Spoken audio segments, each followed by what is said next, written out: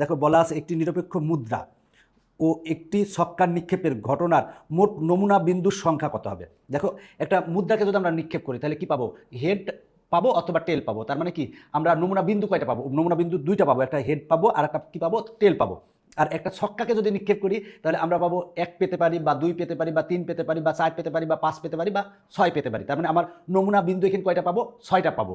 তার মানে 6টা পাবো। যদি একটা মুদ্রা নিক্ষেপ করি নমুনা বিন্দু 2টা পাবো, আর একটা ছক্কা নিক্ষেপ করলে আমরা নমুনা বিন্দু 6টা পাবো। তাহলে বলা আছে যে মোট নমুনা বিন্দু কত হবে, তাহলে 2টা গুণ করে দেবো। তাহলে 2 আর 6 গুণ করলে কত আসে, 12। তার মানে অ্যান্সার হবে 12। এরপরেরটা দেখো, একটা ছক্কা ও দুটি মুদ্রা একত্রে একবার নিক্ষেপ করলে সংঘটিত ঘটনার নমুনা বিন্দুর সংখ্যা কত হবে। তাহলে ছক্কার ক্ষেত্রে আমরা কত পাবো, নমুনা বিন্দু পাবো হচ্ছে 6টা। আর দুইটা মুদ্রার ক্ষেত্রে কি পাবো, একটা মুদ্রার ক্ষেত্রে নমুনা বিন্দু পাবো হচ্ছে 2। দেখো আর দুইটা মুদ্রার ক্ষেত্রে আরেকটা মুদ্রার ক্ষেত্রেও পাবো 2। তার মানে আমরা এই 3টা গুণ করে দেবো। দেখো একটা ছক্কার ক্ষেত্রে নমুনা বিন্দু পাবো হচ্ছে 6 আর দুইটা মুদ্রা, তাহলে একটা মুদ্রার ক্ষেত্রে আমরা নমুনা বিন্দু পাবো হচ্ছে, দেখো দুইটা মুদ্রা যদি হয় তাহলে 2 দুগুণে 4। তার মানে আমরা দুইটা মুদ্রার ক্ষেত্রে আমরা নমুনা বিন্দু পাবো 2 দুগুণে 4। তার মানে 2 গুণ 2 আর তার সাথে আমরা গুণ করবো কত, 6। তার মানে 2 গুণ 2 মানে কত আসে, 4। আর এখানে আছে হচ্ছে 6, তাহলে 4 ছক কত, 24। তার মানে অ্যান্সার হচ্ছে 24। এরপরে দেখো একটি ছক্কা ও দুটি মুদ্রা একসাথে নিক্ষেপ করা হলো, সংঘটিত ঘটনা কয়টি, মানে নমুনা বিন্দুর সংখ্যা মানে সংঘটিত ঘটনা কয়টি। তাহলে ছক্কার ক্ষেত্রে আমরা পাবো কত, পাবো হচ্ছে 6। দুইটা মুদ্রা তার মানে 2 দুগুণে কত, 4। একটা মুদ্রার ক্ষেত্রে আমরা নমুনা বিন্দু পাবো হচ্ছে 2টা, তার মানে দুইটা মুদ্রার ক্ষেত্রে আমরা 2 দুগুণে কত পাবো, 4 পাবো। তাহলে আমরা গুণ কত লিখবো, গুণ হচ্ছে 4। তাহলে 6 আর 4 যদি গুণ করি তাহলে 24। তার মানে অ্যান্সার হচ্ছে ক।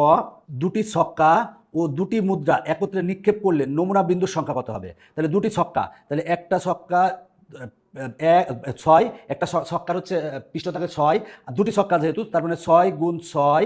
এবার দুটি মুদ্রা, তাহলে একটা মুদ্রার ক্ষেত্রে 2টা পৃষ্ঠ আর একটা মুদ্রার ক্ষেত্রেও পৃষ্ঠ হচ্ছে 2টা। তার মানে এবার আমরা গুণ করে দিব। তাহলে 6 ছক 36 আর 2 দুগুণে 4, 36 আর 4 গুণ করলে কত আসে, 144। তার মানে ক অ্যান্সার। এরপরে দেখো পরের এমসিকিউটা বলা আছে একটি ছক্কা ও একটি মুদ্রা একত্রে একবার নিক্ষেপ করলে ছক্কায় বিজোড় সংখ্যা ও মুদ্রায় টি আসার সম্ভাবনা কত। তাহলে দেখো একটা ছক্কাকে যদি আমরা নিক্ষেপ করি তাহলে পাবো কি 1 2 3 4 5 6। আর একই সাথে যদি আরেকটা মুদ্রা নিক্ষেপ করি তাহলে যদি ছক্কায় 1 আসে তাহলে মুদ্রায় কি আসবে, হেড আসতে পারে বা টেল আসতে পারে। যদি ছক্কায় 2 আসে তাহলে হেড আসতে পারে বা টেল আসতে পারে। আমরা এরকম আমরা পাবো, সেটা হলো যে এটা পাবো।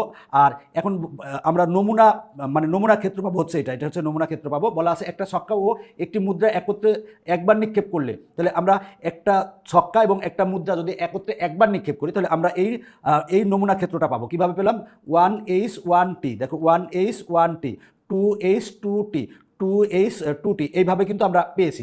এখন বলা আছে ছক্কায় বিজোড়, ছক্কায় বিজোড় ও মুদ্রায় টি আসার সম্ভাবনা। তাহলে ছক্কায় বিজোড়, দেখো 1 হচ্ছে বিজোড় আর মুদ্রায় কি টি আসতে হবে। তার মানে এইটা আমার শর্ত পালন করে, 1 হচ্ছে বিজোড় আর হচ্ছে টি আসতে হবে। এখানে কি 2 আর টি নিব না, 2 হচ্ছে জোর, এটা নিব না। এখানে 3T কি নিব, হ্যাঁ 3T নিব, কারণ 3 হচ্ছে দেখো বিজোড় আর টি আসতে হবে। এবার 4T কি নিব না, নিব না, 4 হচ্ছে জোর আর এই টি হচ্ছে, তো টি নিতে বলছে বিজোড় নিতে হবে, আবার কি নিতে হবে, টি নিতে হবে। তাহলে এখানে বিজোড় নিতে হবে আর টি নিতে হবে। তার মানে এইটা আছে। তার মানে আমার অনুকূল ঘটনা কয়টা, 1টা 2টা 3টা, 3টা হচ্ছে অনুকূল ঘটনা। আর মোট ঘটনা কয়টা, 1টা 2টা 3টা 4টা 5টা 6টা 7টা 8টা 9টা 10টা 11টা 12টা, মোট ঘটনা হচ্ছে 12টা। তার মানে নিচে হবে হচ্ছে 12। এবার যদি আমি 3 দিয়ে কাটি তার মানে আসবে হচ্ছে 1/4, 1/4 খতে আছে। তার মানে অ্যান্সার হচ্ছে খ। একটি নিরপেক্ষ মুদ্রা 3বার নিক্ষেপ করা হলো। যদি একটা নিরপেক্ষ মুদ্রা 3বার নিক্ষেপ করি তাহলে আমরা এই নমুনা ক্ষেত্রটা পাই। এখানে নমুনা বিন্দু আছে কিন্তু 8টা, এটা তোমরা সবাই পারো। বলা আছে দুটি টি ও দুটি এইচ ও একটি টি পাওয়ার সম্ভাবনা কত। এখন বলেই দিছে 2টা এইচ হবে আর একটা কিন্তু টি হবে। তাহলে 2টা এইচ ও একটা টি, এই ক্ষেত্রে আছে এখানে 2টা এইচ আর একটা টি আছে, এক্ষেত্রে 2টা এইচ আর একটা টি আছে, আর আছে দেখো 2টা এইচ আর একটা টি আছে কয় ক্ষেত্রে, 1 ক্ষেত্রে 2 ক্ষেত্রে 3 ক্ষেত্রে। তার মানে আমার অনুকূল ঘটনা কত, 3। আর মোট ঘটনা কত, এখানে মোট ঘটনা হচ্ছে 8টা আছে। তার মানে 3/8, 3/8 খতে আছে। তার মানে অ্যান্সার হচ্ছে খ। এরপরে দেখো একটি নিরপেক্ষ ছক্কা ও একটি মুদ্রা নিক্ষেপ করলে বিজোড় সংখ্যা ও হেড আসার সম্ভাবনা কত। দেখো এই টাইপের এমসিকিউ কিন্তু কিছুক্ষণ আগে আমরা করেছি। একটি নিরপেক্ষ ছক্কা ও একটি মুদ্রা নিক্ষেপ করলে, দেখো আমরা যদি ছক্কা নিক্ষেপ করি তাহলে 1 2 3 4 5 6 পাবো। আর মুদ্রা যদি নিক্ষেপ করি সেক্ষেত্রে কি, যদি 1 আসে তাহলে হেড টেল পাবো, 2 আসলে হেড টেল পাবো, এইভাবে পাবো। এটা হচ্ছে আমার কি নমুনা ক্ষেত্র আমরা পেয়েছি।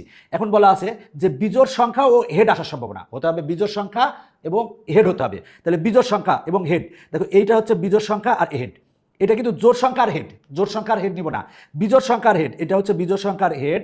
এরপরে দেখো এইটা হচ্ছে বিজোড় সংখ্যা আর হেড, বিজোড় সংখ্যার হেড আছে কিন্তু 1টা 2টা 3 ক্ষেত্রে আছে, তার মানে উপরে হবে 3, আর মোট ঘটনা কত, এখানে মোট আছে ঘটনা হচ্ছে 12টি, তার মানে ভাগ হবে হচ্ছে 12, আমি 3 দিয়ে কাটলে হবে হচ্ছে 1/4, তার মানে অ্যান্সার হচ্ছে ঘ।